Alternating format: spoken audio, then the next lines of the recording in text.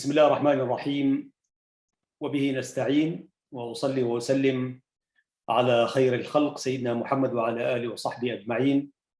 أيها الأحباب الكرام في شبكة سلام الإعلامية، أحييكم تحية طيبة وأقول لكم مرحبا بكم إلى هذه الحلقة، وهي الحلقة 13 في برنامج مع اللغة العربية.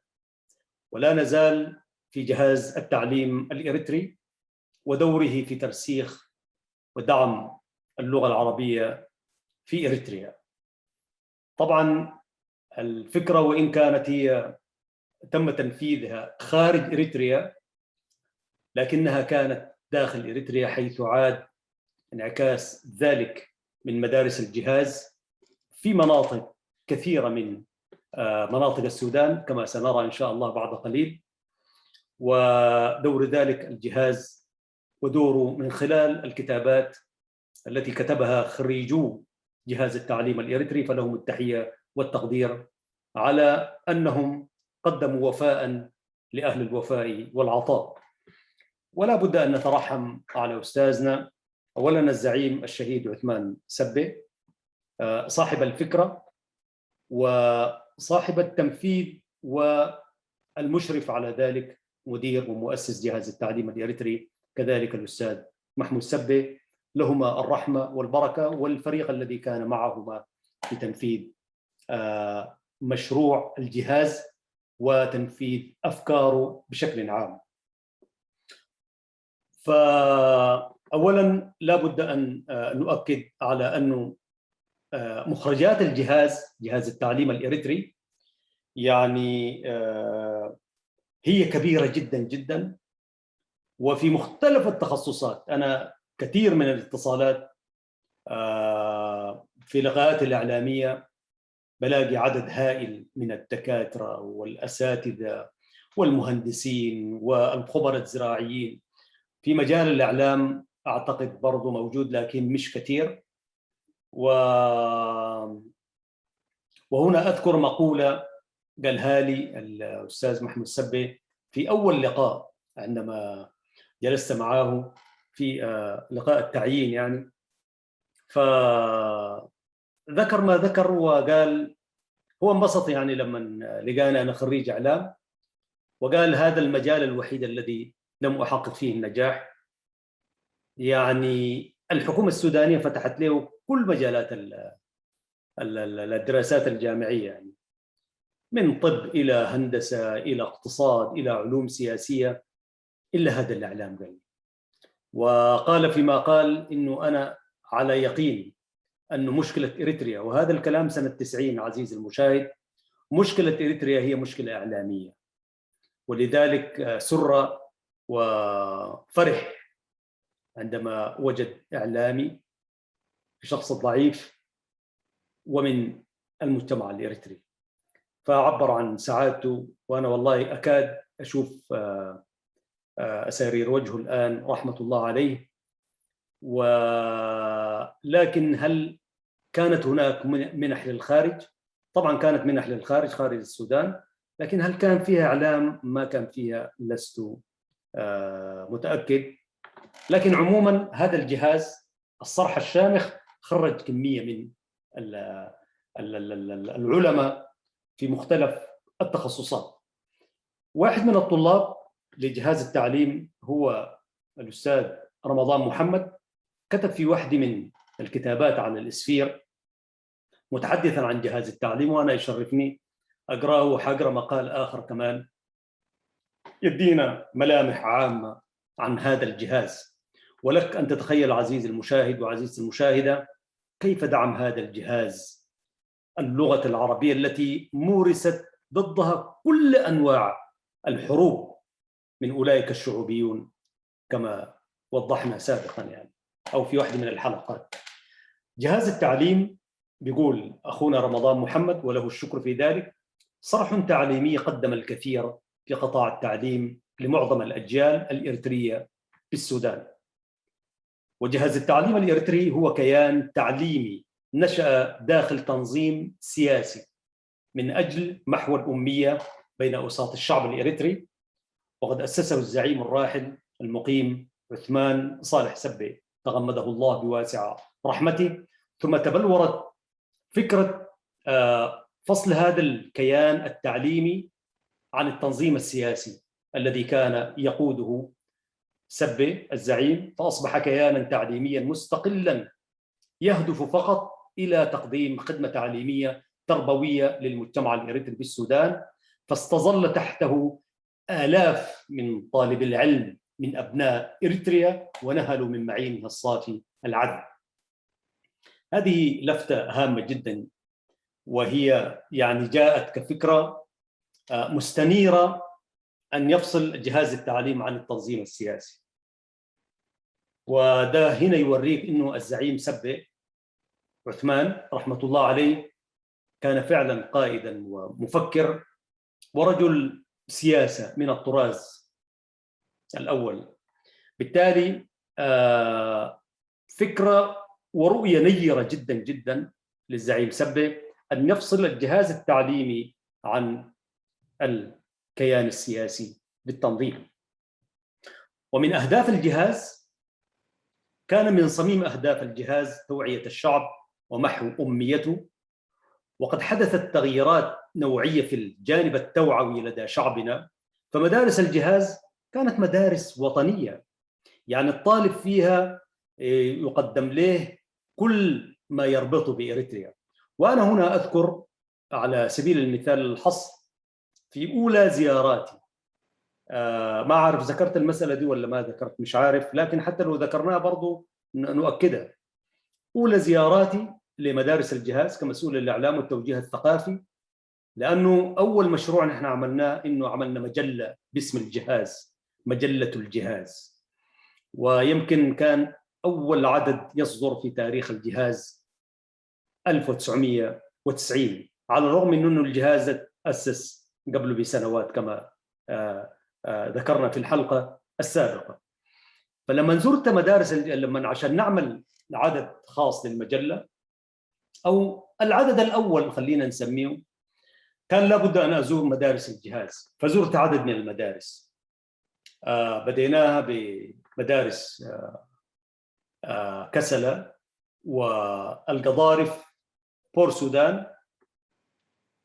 هذه المدارس التي زرتها، فأثناء زيارتي للمدرسة مع المسؤولين طبعا مع مدير المدرسة أو الفريق، فكان الطلاب يقدمون نشيد إريتريا يا جارة البحر يا منارة الجنوب، من أجل عينيك الجميلتين يأتي زحفنا من أقدس الدروب. طبعا لفنانة الأستاذ إدريس محمد علي، الفنان الذي تغنى بهذا النشيد، تمنى له السلامة، وإذا انتقل نتمنى له الرحمة والمغفرة. ولشاعرها الشاعر السوداني نقول له شكرا، أعتقد والتجاني شيء من ذلك. أنا إن شاء الله سأتحدث عن هذا النشيد في حلقة من الحلقات بإذن الله، لأنه هذا النشيد بالمناسبة يعني تسمعه حيث يوجد الإريتريون الآن خارج البلاد. طبعا من المفارقات العجيبة، هذا النشيد هو نشيد كل التجمعات الوطنية الإريترية، الجاليات في الخارج. نحن هنا في أستراليا نكبر هذا النشيد ونقدمه وننشده وهكذا، وفي كثير من أنشطة الجاليات يسمع هذا النشيد. فحقيقة أنا لما كنت بخش الفصول، وكان هو النشيد الرسمي لجهاز التعليم الإريتري، في الطابور ينشد هذا النشيد وكلماته قوية. فحقيقة والله أنا كانت تلبسني إحساس من الشعور يعني إحساس بالاعتزاز، وإحساس كده يعني يقشعر جسمك من عظمة ومعاني وقيم هذا النشيد. والله هو نشيد كبير جدا جدا، ويمكن ده اللي خلانا برضه نحن نقدم في بعد ال 91 المساهمة البسيطة اللي عملناها في النشيد للعلم. ومن هنا كل شيء، كل حركة في جهاز التعليم كانت ربطا بالوطن وربطا بثقافته ولغته، وأولها هذه اللغة العربية. علما بأن اللغة التجرينية كانت تدرس في مدارس الجهاز. فكان الجهاز ككيان تربوي تعليمي حافظ على تماسك وحدة الشعب اجتماعيا وثقافيا، وكذلك ذلك بتوحيد منهج التلقي إضافة إلى كونه الأول على مستوى الوطن حقيقة يعني. ومنهج التعليم، طبعا المنهج في جهاز التعليم مر بمراحل كثيرة، ولكن في النهاية دولة الكويت الشقيقة طبعت كل منهج التعليم لجهاز التعليم الإريتري، وكان من المرحلة الابتدائية وحتى المرحلة الثانوية. ولو امتد العمر بالأستاذ محمود سبة كما قلت رحمة الله عليه كان سيؤسس جامعة ما في شك يعني. والذين خرجهم كلهم والله التحقوا بالجامعات أو معظمهم. التزم الجهاز الثقافة العربية والوطنية معا، حيث كان الوطن حاضرا بكل تكويناته الدينية، مسيحية كانت أو مسلمة. وقامت ركائز التعليم لجهاز التعليم الإريتري على اللغة العربية واللغة الإنجليزية اللغة التجرينية اللغة العربية واللغة التجرينية باعتبارهما لغتان رسميتان. يعني الجهاز كان جهاز وطني بحق وحقيقة. وبرضو اللغة الإنجليزية كانت تدرس. اتخذ مبدأ تدريس جغرافيا وتاريخ إريتريا كأساس يقوم عليه الجانب التربوي والتعليمي والتوعوي. يعني شوف هذا الجهاز الذي تأسس على هذه الفكرة، والفكرة تعود كما قلت للزعيم سبة، هذا الكيان الذي تربع أو المجموعة التي تربعت على سدة الحكم في إريتريا من تاريخه حتى هذا اليوم، واستهدفت اللغة العربية استهدافا مباشرا بكل الأدوات وكل الأساليب، كان من حقها طبعا عشان تتماشى مع سياساتها.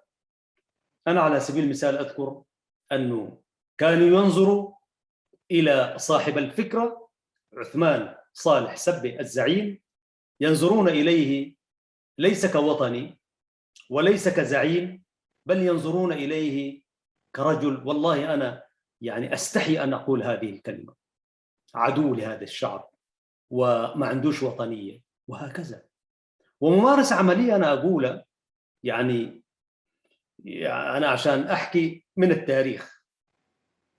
كان لدي برنامج اسمه نافذة على الوطن في يوم من الأيام في إذاعة صوت الجماهير في الإريترية، وكنت أستقي في هذه النافذة أن أتحدث عن جغرافيا وتاريخ إريتريا. لا بد كنت أعود إلى الكتب التي ألفها الزعيم عثمان صالح سبة رحمة الله عليه، الزعيم القائد السياسي المفكر. وكتب ما كتب سبة رحمة الله عليه.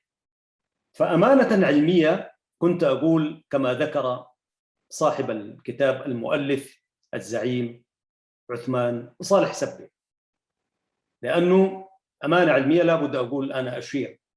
وكنت في كل حلقة بفتح نافذة عن جغرافيا، نافذة عن التاريخ. وكانت الكتب جغرافيا إريتريا، تاريخ إريتريا، الكتب المعروفة للزعيم سبة كانت مصدر بالنسبة لي. فبذكر دائما أقول كما قال مدير القسم العربي الذي كان ساعتها، أنا خلونا ما في داعي نذكر اسمه، لكن لمن يعرف تاريخ الإذاعة مروا علينا 3 مدراء العهد كله وكلهم مقاتلين، يعني من ناحية أخوية وناحية ممكن لهم الاحترام والتقدير، ليس لكلهم لكن نفرين أنا ممكن يكون لهم الاحترام والتقدير عموما. فالمدير في ذلك الوقت فهو كل مرة يعني البرنامج قبل ما تقدمه لازم يعني الرقابة يعني يطلع على البرنامج كله، فيقوم يشطب اسم سبي وبالخط الأحمر وكذا. وطبعا أنت لا تحاجج بس لا تقرأ الممسوح بالخط الأحمر. استمرت المسألة هكذا وأنا مصر إنه أجيب كما ذكر الزعيم سبي في كتابه تاريخ إريتريا الصفحة كذا وكذا. في النهاية الراجل زيج مني، ناداني في النهايه قال لي يا راجل انت مالك مجننا كل مره تقول كما ذكر كما ذكر وكذا. قلت له يا اخي هذا ما مصدرنا نحن في قال لي لا لا مش ضروري يعني. قلت له قال لي ما ده مصدري انا عشان لا، قال لي نحن المصدر للمستمع. طيب اوكي نحن المصدر للمستمع، لكن نحن مصدرنا ايش يعني؟ لا لا، قال لي دي مش ضروره. قلت له يا اخي هكذا تعلمنا انه لابد تذكر المصدر وكذا بتاع، يعني شكل من الاشكال. فقال لي لا لا ما في كلام. قلت بديت احاجج شويه وبتاع، فقال لي يا استاذ اقولها لك بصريح العباره انه هذا الرجل عندنا رجل خائن ورجل غير وطني مع الاسف الشديد يعني، وبالتالي هذا تحذير نهائي، فارجو بالله تاني ما تجيب اسمه. طبعا ما بالعبد حيله، انا لم اترك البرنامج، ولكن كنت باخذ وخلاص يعني، ده اخر تحذير يعني. اذا دخلت في نقاش وكذا بتاع معناها انت حتخش في دائره الاتهام وهكذا. لذلك كنا نجاهد، والله كنا في جهاد ورباط لمن عاش في الداخل وعمل عملا يعني وطنيا يشعر بتلك بالذات اذا انت كنت خارج نطاق المؤامره او نطاق الفكر الشعوبي في ذلك العهد. وبحمد الله سبحانه وتعالى لم نكن غير ذلك الا غير ذلك. كنا مناصرين لهذه اللغه وتبدينا معها شعرا وثقافه وبرامج وكتابه وغناء والحان، تبدينا في كل ما يمكن ان يدعم هذه اللغه. برلمان ما خلينا حاجه، ما خليت شيء. ومن نافله القول انا اقول هنا عزيزي المشاهد، او نخليها بعدين كذا نمشي له في تاريخ الجهاز.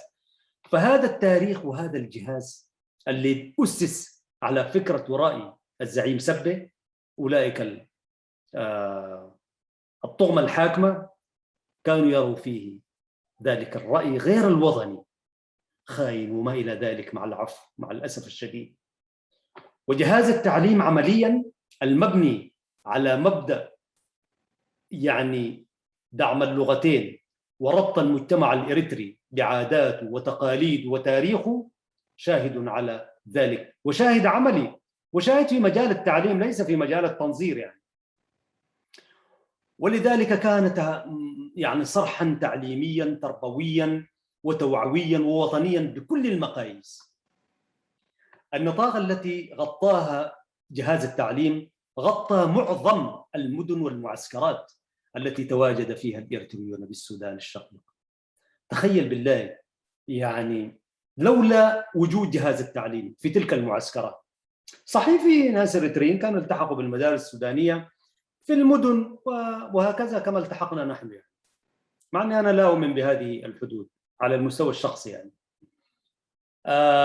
فتخيل عزيزي المشاهد وعزيزتي المشاهدة كيف كان سيكون حال أولئك بالآلاف ولجوء من الستينات، واستمر النزيف، نزيف الهجرة والتشرد حتى تاريخه مع الأسف الشديد. فكيف كان؟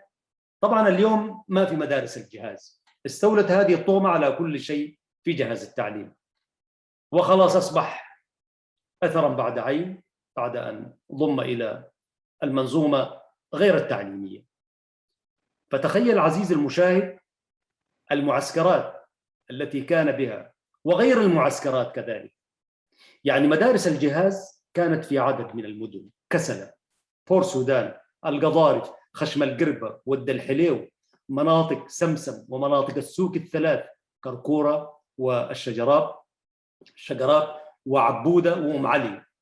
وبرضه في أسماء ثانية ربما تكون سقطت مننا في المتابعة، ونحن نقرأ من مقال كتبه السيد رمضان محمد نور: ليس رمضان ذاك رمضان الرجل الوطني الناشط في العمل السياسي والتربوي. ومناطق أخرى تميزت بها هذه المدارس بالحيوية والنشاط والنبوغ التي اتسم بها طلاب الجهاز الدارسين، وكلها كانت مدارس أساسية ومتوسطة، عدا مدرسة ثانوية واحدة بمدينة كسلة تحولت فيما بعد إلى مدينة خشم القربة، وما حتى ذلك التاريخ، حتى أن يتم تسلم الجهاز كانت مستمرة في المرحلة الثانوية. علاقة الجهاز على المستوى المحلي والعالمي: لقد تبنى هذا الكيان جهاز التعليم الإريتري خطاً متزناً في علاقاته مع الكيانات السياسية الإريترية على مستوى الداخل وعلى مستوى الخارجي. جهاز التعليم فعلا والله كان مؤسسة هيكلة. يعني أنا حتى لما دخلت على الجهاز وانضميت إلى الجهاز كمسؤول للإعلام والتوجيه الثقافي ذهلت. وكان مكتب الجهاز في المقرن حيث المدير العام الراحل الشاعر الإداري التربوي الكبير عثمان منتاي. أنا والله شرفت أن عملت تحت إدارته، هي ما كانت كثيرة، لكن المسألة ليس بالعمر الطويل وليس بالسنوات الطوال، ولكن بجرعة التركيز وجرعة الإدارة التي كانت في مقر الجهاز في المقرن والطاقم كله. وعندما طلعت على الهيكلية كان يعني مؤسسة بتاع دولة حقيقة. يعني وزارة التعليم كانت بالخارج، التعليم الإريترية الحقيقية التي لم ترها إريتريا حتى اليوم، حتى مع استمرار 30 سنة وهكذا، لكن تربويا وتعليميا وتثقيفيا وربطا بالوطن وقيم وأهداف ومثله ومشروع الوطني. إريتريا لم تشهد إلا تلك الفترة اللي هي لا تتعدى أكثر، لو بالغت يمكن 20 سنة ما بتكون. وقد لعبت الرسالة الثانية، يعني الرسالة العليا التي حملها كل من قاد هذا الكيان ودبلوماسيتهم، دورا بارزا نحو رفعة سمعة هذا الكيان، فنتج عن كل ذلك علاقات طيبة مع دول عديدة، الدول العربية تحديدا، الدول العربية الشقيقة على رأسها دولة الكويت والمملكة العربية السعودية، وكذلك دولة الجماهير العربية الليبية الشعبية الاشتراكية العظمى لقائدها الزعيم معمر القذافي رحمة الله عليه. فليبيا والسعودية ودولة الكويت في المناهج وغيرها لعبت دور كبير. أوجدت تلك العلاقة دور كبير في دعم جهاز التعليم الإريتري وتثبيت دعائمه التي كانت تثبيت لدعائم هذه اللغة التي نتحدث بها. فأوجدت تلك العلاقة دعما سخيا غير محدودا انعكس في المنح والهبات، فدرس معظم الطلاب الجامعات بمنح من هذه الدول في بلدانهم، ودرسوا مختلف التخصصات في تلك البلدان، وتخرج الآلاف من جامعات الدول العربية. جهاز التعليم عشان نعرف أنه كان مؤسس لم يترك طلابه بعد التخرج من المرحلة الثانوية، بل يبحث لهم عن منح ابتداء من السودان إلى خارج السودان. وأنا من هنا أهيب بكل خريجي جهاز التعليم الإريتري، بالله اتصلوا علينا، وإذا أردتم أن تتحدثوا كيف لعب هذا الجهاز في ترسيخ دعائم اللغة العربية، هذه الشبكة والله ترحب بآرائكم ومساهماتكم أينما كنتم أيها الخريجون.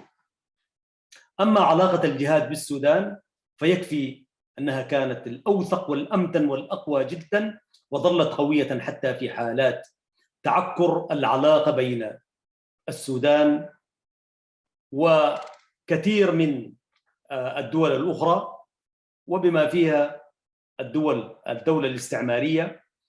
وطبعا لا يمكن أن ننسى دور السودان في تقديم العون الكثير للطلاب الإريتريين، وهذا يحتاج إلى الحديث كذلك في يوم من الأيام، كيف دعم السودان الشعبي والرسمي دعائم اللغة العربية في إريتريا، وخريجو المدارس السودانية كان لهم دور كبير، كما كان لأولئك الأجداد من الرعيل الأول الذين التحقوا بالكفاح المسلح، معظمهم كان في الجيش السوداني. من هنا لا بد أن نتحدث عزيزي المشاهد وعزيزتي المشاهدة، وأنت تتابع هذه الحلقة، وهي الحلقة 13 في برنامج مع اللغة العربية من شبكة السلام. فاصل ونتحدث عن الشخصيات التي تولت قيادة جهاز التعليم الإريتري. صرح وزارة التعليم الإريترية لحظات وأعود إليكم في هذا البرنامج.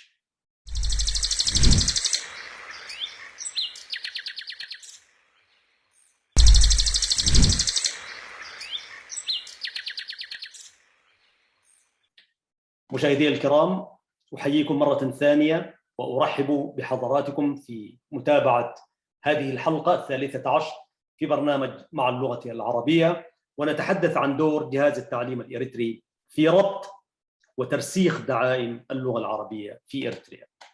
طبعا أي مشروع بتقوده شخصيات والأفكار بتقودها كذلك كوادر. شغلت قيادة دفة هذا الكيان عدة شخصيات راشدة، كانت راشدة بحق وقوية، تمتعت بحب الوطن وأبنائه، فمنحت دون امتنان ولا انتظار لشكر من أحد حاديهم الإيمان والقضية والمحبة للوطن والمواطن، فمنحوا دون من كل الأجيال الجهد. خريجو الجهاز لم يكونوا فئة معينة من فئات المجتمع أو فئة عرقية، لا، الجهاز كان مفتوح حتى لغير المسلمين، كان مفتوح، وبرضه كان مفتوح لعدد برضه من السودانيين، أعتقد أنه الذين كانوا يقيمون في تلك لأنه الجهاز كان جهاز مقعد، يعني له منهجية تربوية كما كان الإريتريون يلتحقون بالمدارس السودانية. ولذلك تبنى الجهاز أنه الانفتاح على كل المجتمع. لماذا؟ لأن تظل شمعة التعليم مضاءة يشع ثناياها في كل ركن وكل بيت إريتري. أبرز أولئك الأساتذة الذين تولوا قيادة هذا الكيان كان المرحوم المربي الجليل المناضل محمود سبي رحمة الله عليه، الذي توفي عام 1992.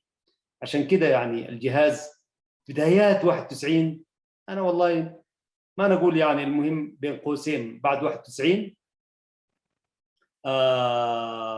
يعني لم يعمر كثيرا رحمة الله عليه. عام واحد بعد عمر من التضحيات الجسام والعطاء الثر، وكان أحد الذين أفرج عنهم في عملية تحرير السجناء من سجن سنبل لجبهة التحرير الإريترية. والله أنا عبر هذا البرنامج أحيي الفريق الثائر والفريق الوطني الذي ساهم، حتى الذين كانوا مع العدو داخل المنظومة الإثيوبية كان لهم دور وطنيين.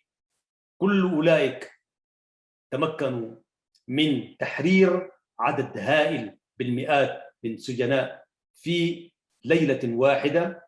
خرج أولئك فالتحق من التحق بالثورة، والتحق من التحق بما، وحتى المجال كان مفتوح كمان. ولذلك نحيي قادة تلك العملية الجسورة لجبهة التحرير الإريترية، ونسأل الله أن يجزيهم عن ذلك خير الجزاء. أستاذ محمود سبي كان من أولئك، لأنه كان محكوم عليه بالمؤبد، ولذلك خرج.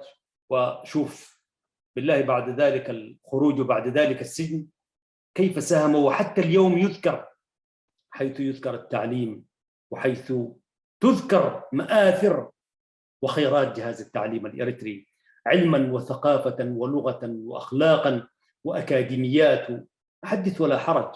هذا الصرح الكبير.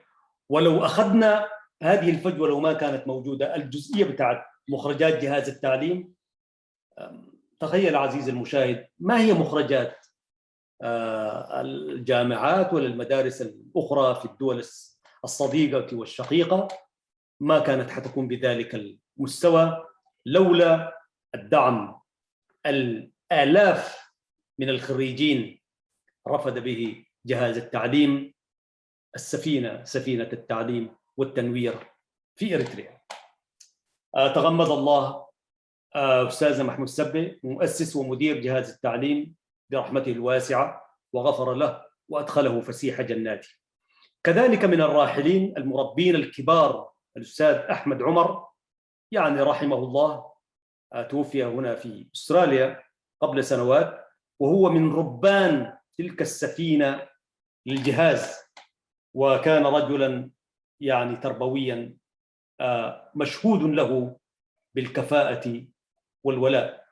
كذلك الأستاذ المرحوم محمد علي الحاج أحمد الذي كان يترأس هذا الكيان داخل السودان، وقد توفي هو كذلك، نسأل الله أن ينزل عليه شآبيب الرحمة والرضوان، فقد كان رمزا للتواضع والأدب الجم.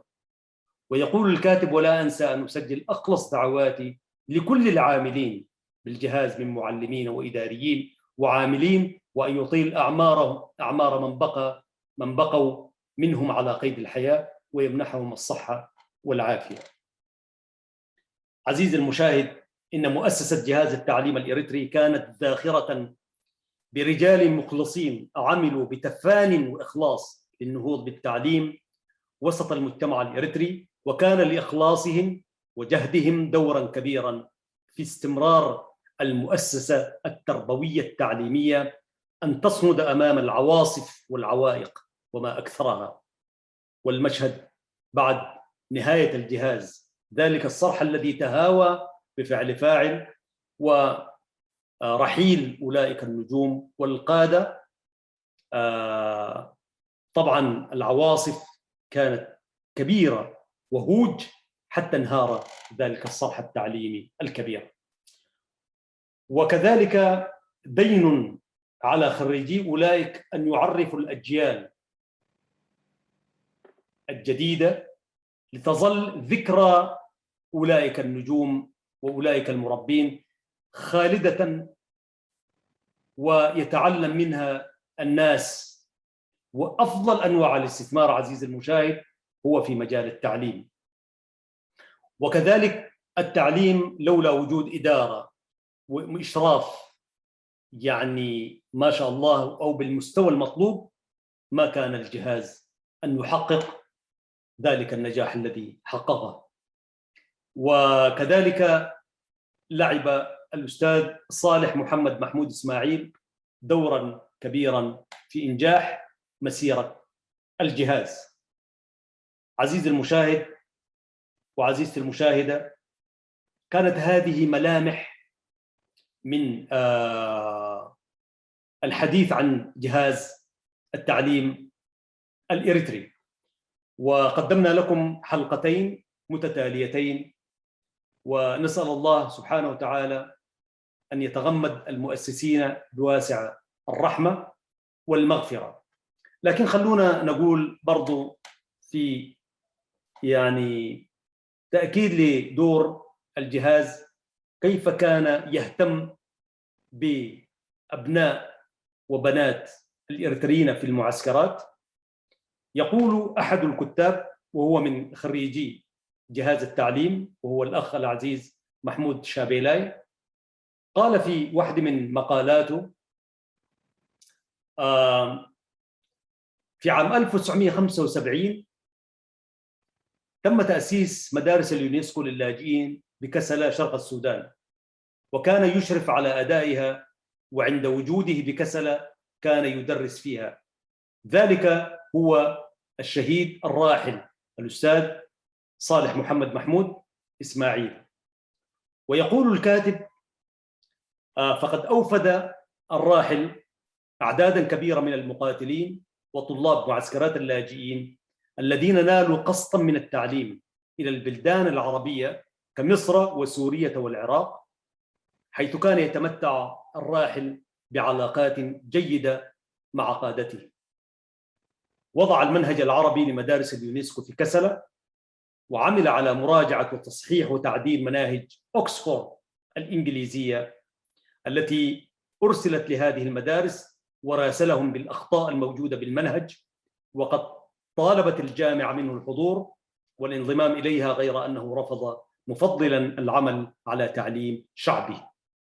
نحن سنتحدث عن المربي الكبير الأستاذ صالح محمود في يوم من الأيام إن شاء الله، باعتباره واحد من أولئك الذين برضو كان لهم هم الترسيخ وهم تثبيت دعائم اللغة العربية في إريتريا. وكان طبعا يعني له دور كبير في إنجاح مدارس اليونسكو. نحن عرجنا قليلا لأنه كنا نتحدث عن وإن كان مدارس اليونسكو برضو كان بها عدد هائل من المعلمين الذين لعبوا دورا كبيرا كذلك في مدارس اليونسكو بتدريس اللغة العربية. وربما في يوم من الأيام نجي ونتحدث، يعني مدارس اليونسكو لم تلغي اللغة العربية على الرغم من أنه المنهج حقها كان باللغة الإنجليزية، لكن كانت اللغة العربية واللغة التجرينية برضو معمول بها وموجودة في مدارس اليونسكو. ولذلك سأتوقف هنا عزيزي المشاهد وعزيزتي المشاهدة من برنامج مع اللغة العربية، وكانت هي الحلقة 13 في برنامج مع اللغة العربية، وكانت هي الجزئية الثانية بالحديث عن جهاز التعليم الإريتري. أنا إن شاء الله في يوم من الأيام سأستضيف عدد من خريجي هذا الجهاز ونتحدث عن دور الجهاز في تدعيم اللغة العربية. أشكر باسمكم جميعا الأستاذ رمضان محمد الذي قرأنا جانبا كبيرا مما كتبه وفاء وإخلاصا وعطاء لجهاز التعليم الإريتري. أتوقف هنا عزيزي المشاهد وعزيزتي المشاهدة على أن نعود إن شاء الله في الحلقة 14 من هذا البرنامج. نلتقيكم بإذنه تعالى وأنتم في أمن وسلام.